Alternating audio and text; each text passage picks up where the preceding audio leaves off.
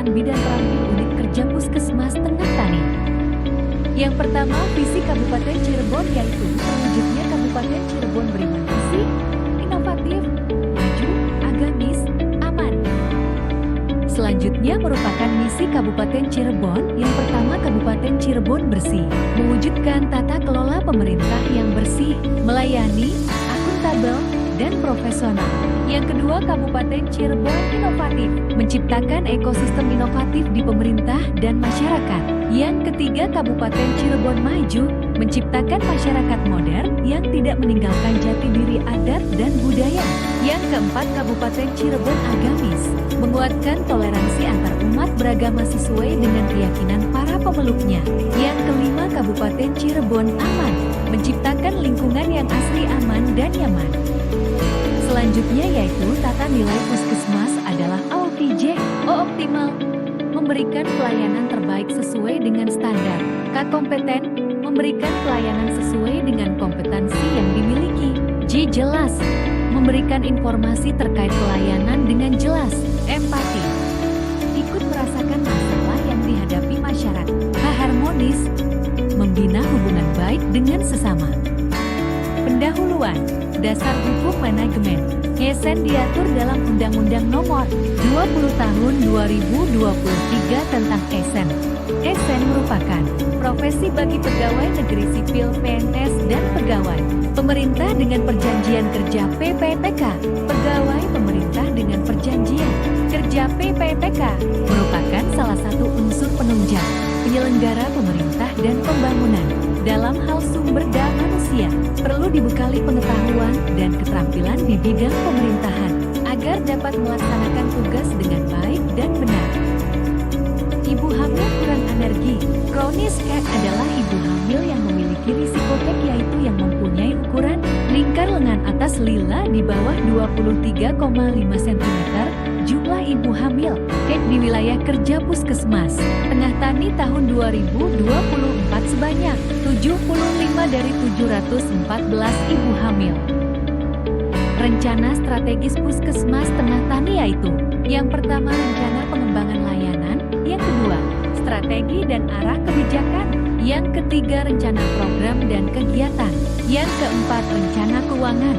Tugas pokok sebagai tenaga bidan di Puskesmas Tengah Tani yaitu: yang pertama, mempersiapkan pelayanan kebidanan; yang kedua, melakukan pemeriksaan urin protein; yang ketiga, membuat diagnosa kebidanan sesuai dengan hasil pengkajian pada kasus patologis kegawat daruratan; keempat, melakukan kolaborasi dengan tim kesehatan lain pada kasus kegawat daruratan kebidanan; kelima, melaksanakan asuhan kebidanan pada pasien pada kasus fisiologi tanpa masalah pada ibu hamil, ibu nifas, bayi baru lahir, KB sederhana, hormonal oral dan suntik; keenam, melakukan KI pasien secara individu; ketujuh, melakukan rujukan pasien pada kasus fisiologis; kedelapan, melakukan dokumentasi pada asuhan kebidanan pada kasus kegawat daruratan kebidanan; sembilan, melaksanakan pelayanan kesehatan masyarakat dengan membuat kantong persalinan.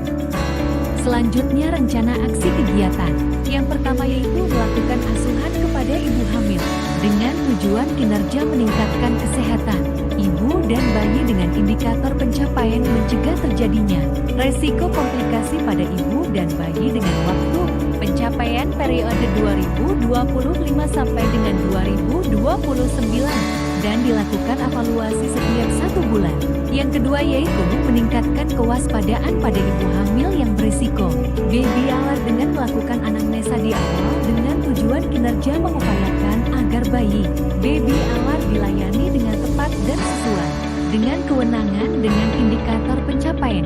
Semua ibu hamil yang datang ke Puskesmas dengan waktu pencapaian periode 2025 sampai dengan 2029 dan dilakukan evaluasi setiap 1 bulan.